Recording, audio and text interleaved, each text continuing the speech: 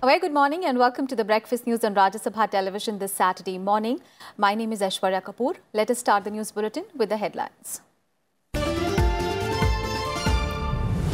Sanctions on Russia are not aimed at damaging military capabilities of our allies or partners, says the United States, gives a guarded reaction following signing of multi-billion-dollar S-400 missile system deal between India and Russia.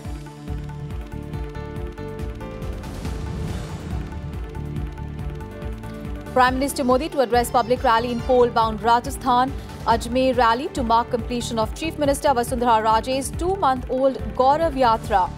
BJP President Amit Shah to begin party's mass contact program in Madhya Pradesh. Rahul Gandhi's rally in Jabalpur later today.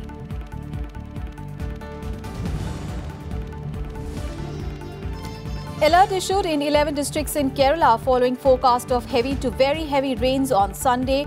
Shutters of Idukki Dam to open today to release excess water.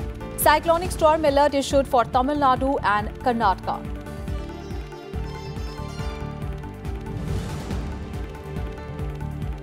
France opens investigation into alleged disappearance of Interpol President Meng Hongwei. Family has not heard from him since he left Interpol headquarters in France for a trip to China on 25th of September.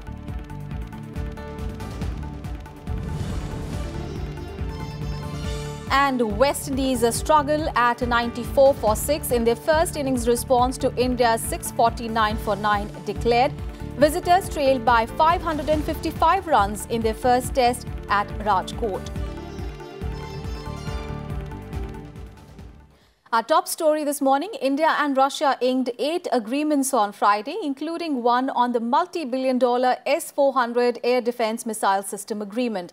Agreements were signed after Prime Minister Narendra Modi and Russian President Vladimir Putin held bilateral talks during the 19th annual India-Russia bilateral summit. Here are all the details.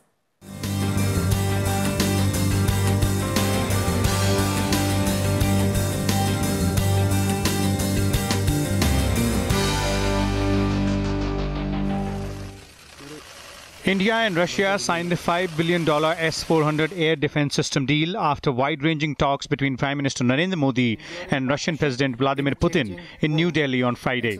In a joint statement, both leaders expressed happiness over the agreement. Both also expressed their intention to further strengthen defense relations. 19 शिखर सम्मेलनों की निरंतर श्रृंखला से हमारी special और privilege strategic partnership को लगातार नई ऊर्जा और दिशा मिली है और वैश्विक मामलों पर हमारे सहयोग को नए मायने एवं मकसद भी मिले हैं. 8 agreements were signed in the field of space, nuclear energy and railways, along with a crucial MOU on cooperation on India's space mission project Gaganyaan. A new action plan was also announced for cooperation in the field of nuclear power. हमारा अंतरिक्ष में अगला लक्ष्य भारत के गगनयान में भारतीय अंतरिक्ष यात्री को भेजना है. मुझे बहुत खुशी है कि आपने इस मिशन में रूस के पूरे सहयोग का आश्वासन दिया है.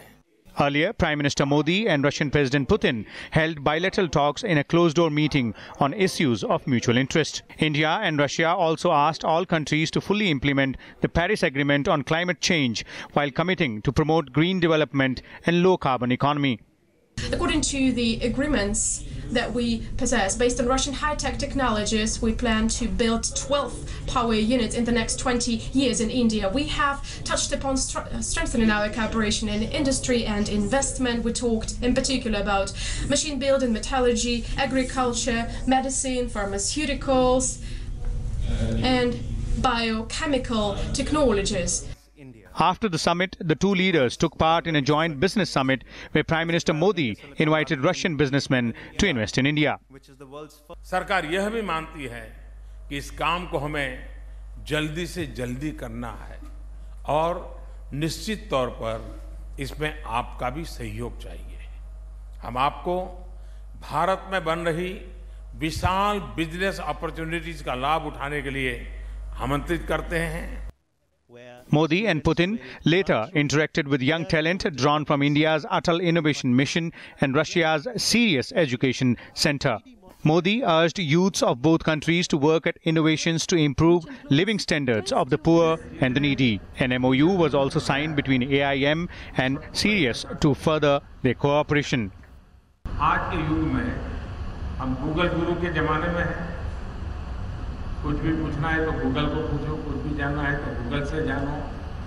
और उसके कारण गूगल गुरु के जमाने में टीचर का महात्मा कहीं कम न हो जाए, ये हमने सतर्क रहने की जरूरत है।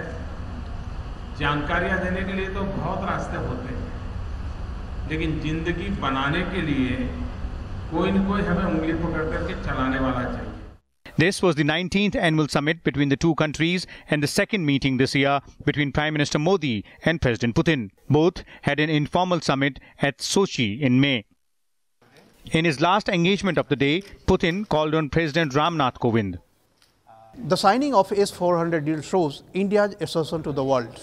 It shows that India is not going to bow down to any pressure. It shows that India has independent foreign policy and also autonomous defense policy.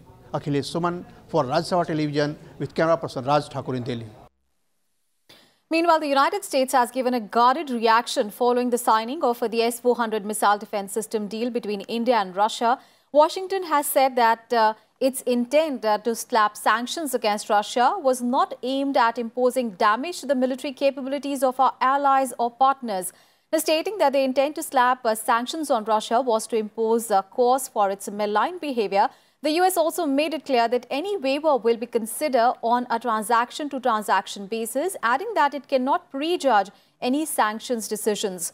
Responding to a query on the impact of the anti-Russia sanctions on India, the US said that waivers of the Countering America's Adversaries Through Sanctions Act or CAATSA will be considered on a transaction-by-transaction basis.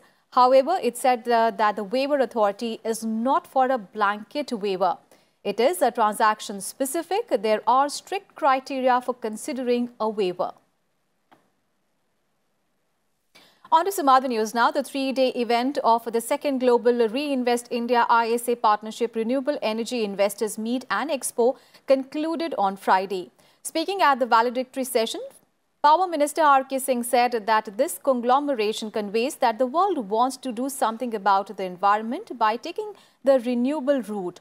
While Railways Minister Piyush Goyal hoped that the conference will help renewable energy to scale new heights. He said soon, sun, wind and biogas will become the main source of energy. The three-day event saw participation of over 20,000 delegates, including representatives of over 77 countries, out of which 40 were at the ministerial level.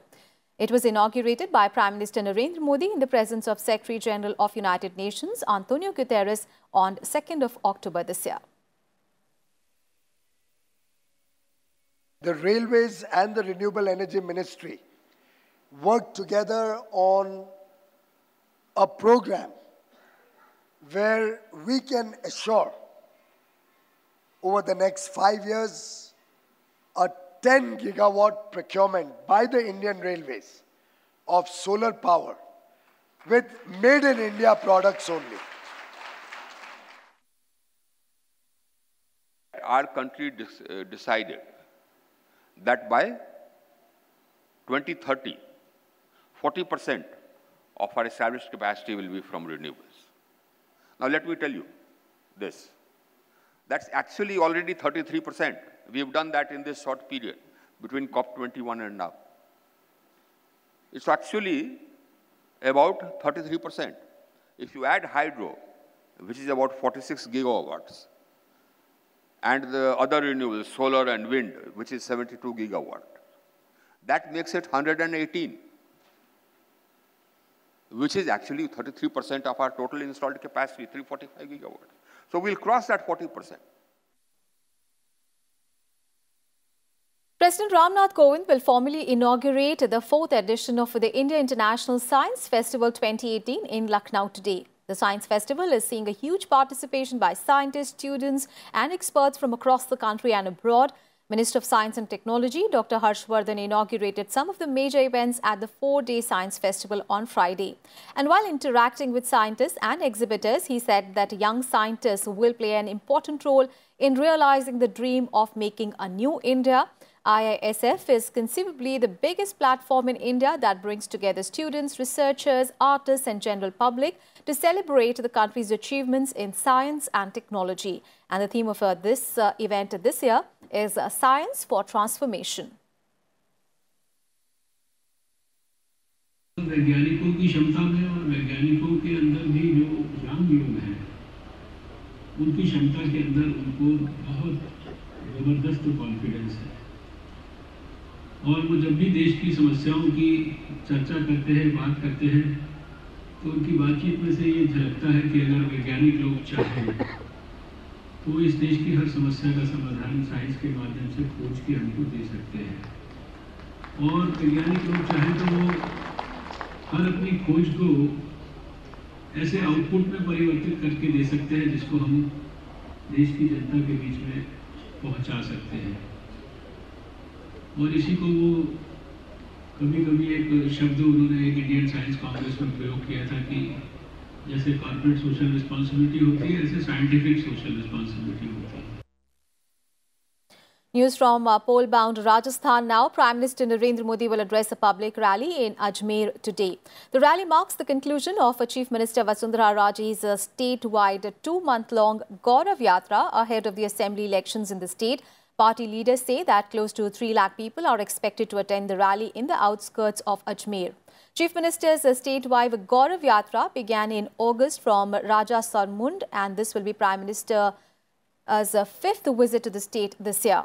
Remember, assembly elections in the state are due later this year.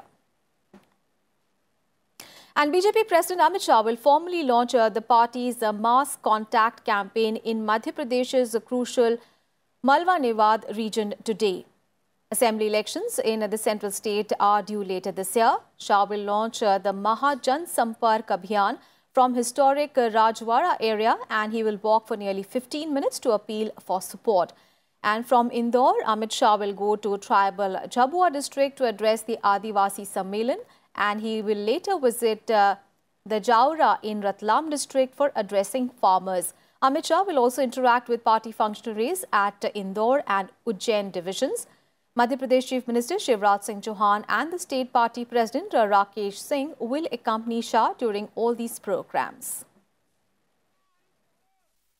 Meanwhile, Congress President Rahul Gandhi will also be in Madhya Pradesh today. The Congress chief will arrive in Morena to take part in the Ekta Parishad conclave. He will then proceed to Jabalpur on the same day, where he will perform Narmada Puja at Gwari Ghat and will later hold a road show. Rahul Gandhi will also speak at a public meeting in Radhi Chowk in Jabalpur in the evening before leaving for Delhi. On to some other news now. The Reserve Bank of India has kept key lending rates unchanged in its 4th bi-monthly policy review on Friday, but it warned of fiscal slippages and surging crude oil prices. The central bank retained the GDP growth estimate at 7.4% for the current fiscal. Meanwhile, RBI Governor Urjit Patel said that the depreciation of rupee against the dollar has been moderate in comparison to other emerging economies. The RBI has maintained status quo on its key short-term lending rates at the end of its 3-day Monetary Policy Committee meet. The repo rate has been left at 6.5%, while the reverse repo rate stays at 6.25%. However, the central bank has changed its stance on key policy rates to calibrated tightening from neutral. This indicates that the Apex Bank is of the view that there is an upward pressure on interest rates. The RBI also lowered its retail inflation projection for the second half of the current fiscal to 3.9 to 4.5%, mainly because of an unusually benign trend in food prices. The risk of high input costs being passed through into retail inflation. Accordingly, the trajectory for inflation is set to rise from the current level from Q4 2018-19. Excluding the HRA impact, CPI inflation is projected at 3.7% in Q2 of this financial year. The RBI asserted that excise cut in petrol and diesel will moderate retail inflation, but warned that a rise in oil prices may have a bearing on disposable incomes and dent profit margins of corporates. The RBI governor also lauded the government's decision to manage the crisis in IL&FS. He also said that the recent fall in the rupee is moderate compared with other emerging markets. Well-structured institutional measures taken by the central government in the IL&FS case have been timely and appropriate. These have helped to stabilize the situation. The Reserve Bank will engage with the new management, if necessary, on assistance in its efforts going forward. Following the monetary policy review, stock markets ended lower on Friday. The BSE Sensex lost 792 points or 2.25% to settle at 34,377, while the broader NSE's Nifty 50 index dropped 283 points or 2.7% to close at 10,316. A total of 4 out of 6 MPC members voted in favor of status quo. The Apex Bank had hiked lending rates in its last 2 policy meetings. Kriti Mishra's report for Rajya Sabha TV. Time now to slip into a very short break. Don't go anywhere. We'll be right back with more news.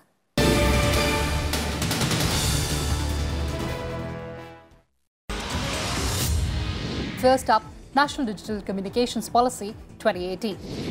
So what it aims is to provide a ubiquitous, affordable, convenient communication infrastructure to the people of India. Let's take a closer look at online incorporation of limited liability partnership. I welcome this move because I think LLPs are very good ideas in a country where a lot of young people are trying to be entrepreneurial, and making it simpler for them to do that is not a bad idea at all. You can get a title for your company, the partnership. Let me not call it a company, partnership. It's similarly incorporation certificate, as also your DIN number and TAN or a PAN registration to be done online, which is earlier it was not covering LLPs.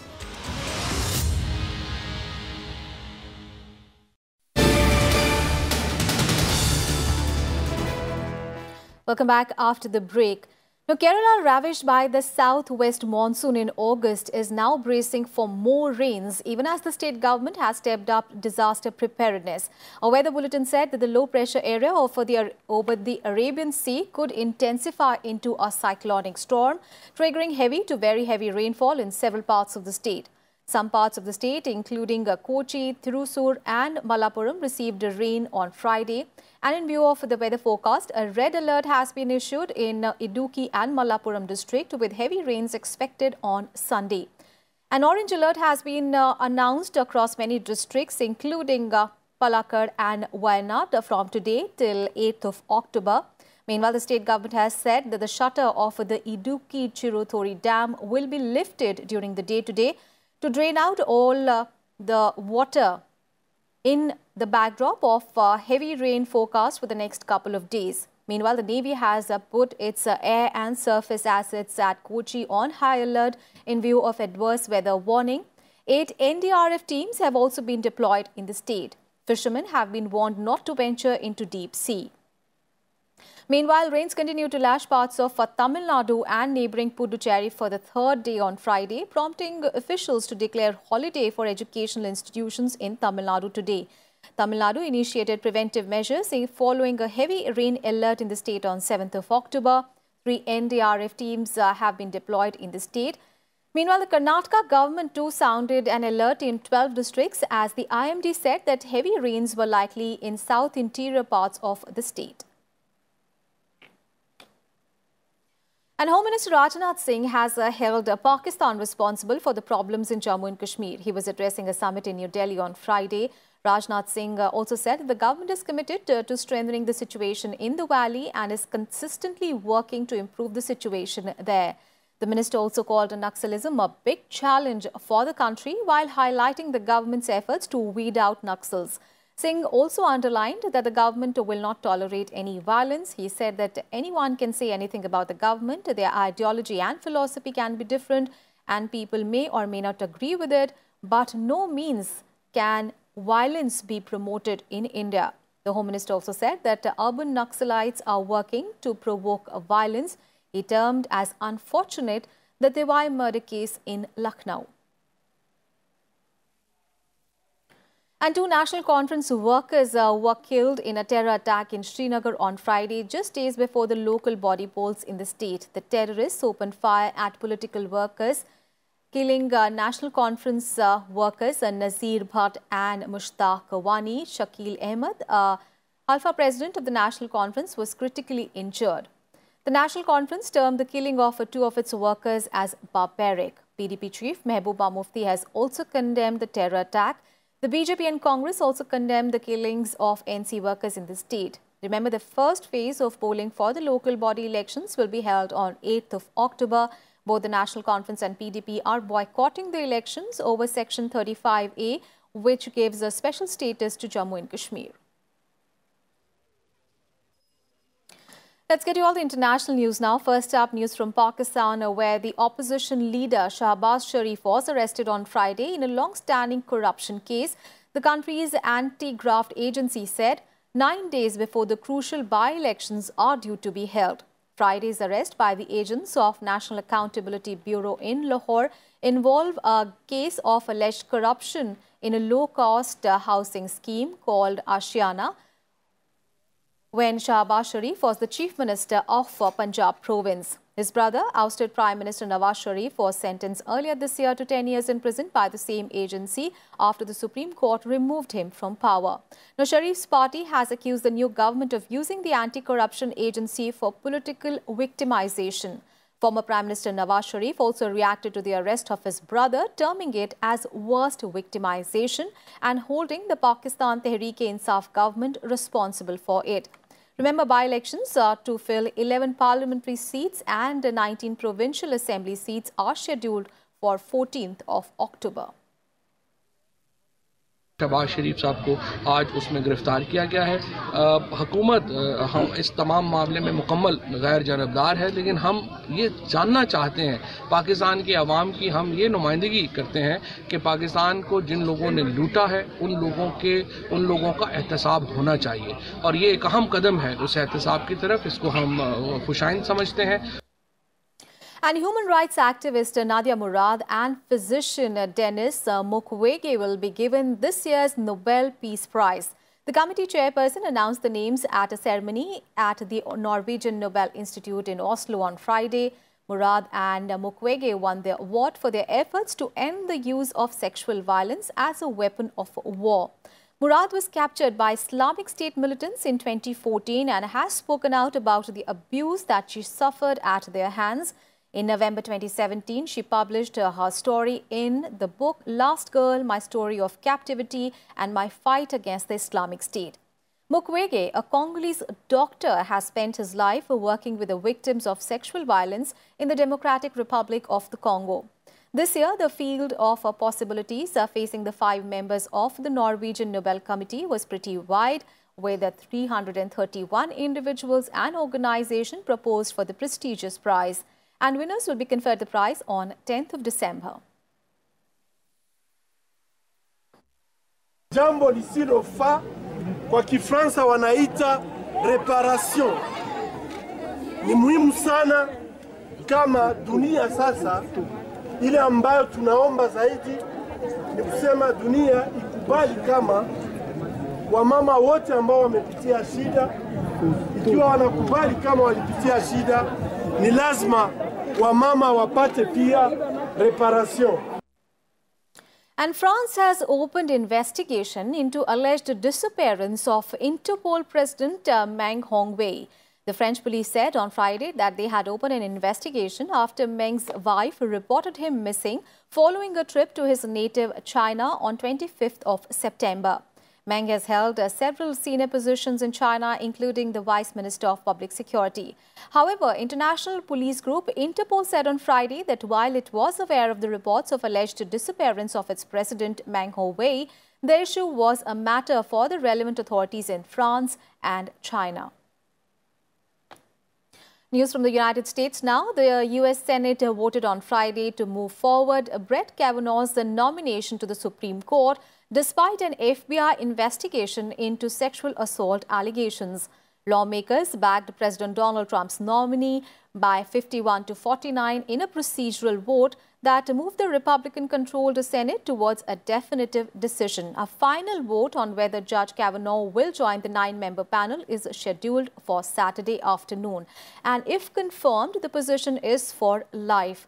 If Kavanaugh is approved in the final Senate vote, Donald Trump will have achieved a victory in his drive to consolidate conservative dominance of the nation's highest court and move the American judiciary rightward. Let's get you all the sporting action now. India is in a strong position in the first test match against West Indies at Rajkot. After a phenomenal ton by debutant Prithvi Shaw on Thursday, Team India decimated the West Indian attack on the second day as well. Both captain Virat Kohli and Ravindra Jadeja slammed centuries, piling up 649 for 9 in the first innings before declaring at tea. It was a maiden test done for Jadeja in 37 tests. Rishabh Pant also made 92 of 84 balls to make it worst for the West Indies side. And coming to bat, the West Indies team faced a tough challenge from the Indian bowling squad and they were reduced to 94 for 6 in 29 overs when the stumps were drawn for the day. Mohammad Shami bowled a fiery opening spell of 4 overs, giving just 5 runs. And Argentina is geared up to host the 2018 Youth Olympic Games that begin from today. Over 4,000 athletes aged between 15 to 18 years from 206 countries will participate in 32 sports. The Games will feature new sports like breakdancing, sport climbing, roller sports and karate, and many new disciplines and events such as BMX freestyle, kiteboarding, French handball, and acrobatic gymnastics. This year's Youth Olympics also sets precedent for gender equality with, for the first time in history, an equal number of male and female athletes. This is the 3rd edition of the Games and the first time it is being held outside Asia. Indian shooting star Manu Bhaker will be the flag bearer of the Indian contingent. The Youth Olympic Games can serve as a kind of laboratory. And we're using it as such, as we do, for instance, with the World Games, where we can see how a sport or a discipline can contribute to a multi-sport events, where the sport fits into a multi-sports event and in which way. Therefore, we will monitor very closely the performance of these new disciplines and sports in Buenos Aires, and then when it comes to put the program for Paris 2024 together, then the results of these Youth Olympic Games will play an important role. And that's the wrap on this news bulletin. Thanks for watching. Have a great day ahead.